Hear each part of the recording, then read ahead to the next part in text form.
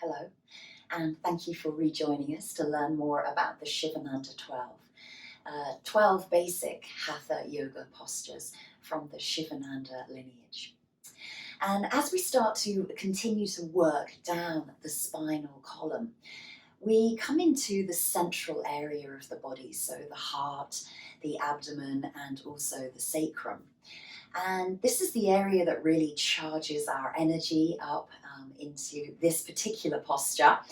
We're going to need a little bit of core strength and a little bit of kind of focus towards our own fear. And that's a reaction that comes up when we start introducing arm balances into our posture. So now we're going to look at crow pose or Kakasana. So there are, again, many variations for this, but we're going to start with our, less challenging pose on the forearms.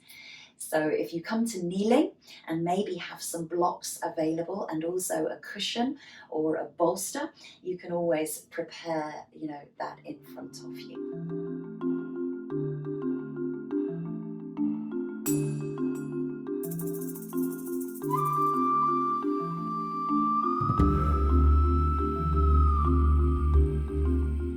So I'm just going to use these two very, very low blocks to demonstrate the forearm version of crow. So you can bring the forearms down onto the blocks, and maybe you interlace the fingers here, or maybe you keep the arms quite wide out, but it's quite good to connect the palms.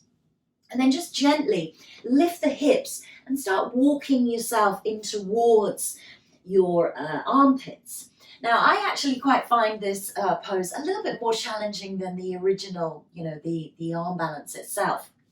You need to get into a very, very tight ball and rest the knees down onto the back of the forearms. Really engage the core, lift up through the body, and then maybe you fold forward and you can come into that crow pose here and hold for a few deep breaths. So as I say, I find that a lot more challenging to do, but if you're fearful of falling forward, it's quite a good place to start. So if you're coming into the full pose of crow and your wrists are okay and your wrist joints, they feel strong enough to support your body weight, bringing the hands down to the mat, shoulder width apart, really spread the fingers as wide as you can here.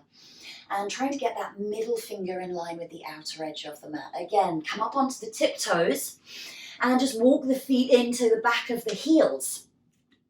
And here, that might be okay for you. That might be enough as you try and kind of tip the body weight forward and backwards. And again, you can bend into the elbows and rest the knees on the outer edges of the upper arms. If you feel comfortable here, just think about that body weight tipping forward, not going too far. You may fall forward and maybe you lift one foot, then the other, or maybe you lift both.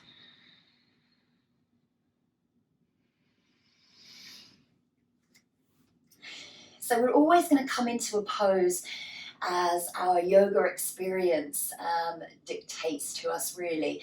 But you can always give this pose a good go if you've got some protection around you for fear of falling forward. And we're just going to come into the crane version of the pose. So again, you really want to get those knees into, I'm going to move back a little bit, move back into the armpits. So the knees really come into the armpit sockets. And you're going to rest the weight forward and then maybe the feet lift. And holding again for those few deep breaths. Finding the focus, maybe lifting the feet up towards the buttock and then lifting the sit bones up towards the sky.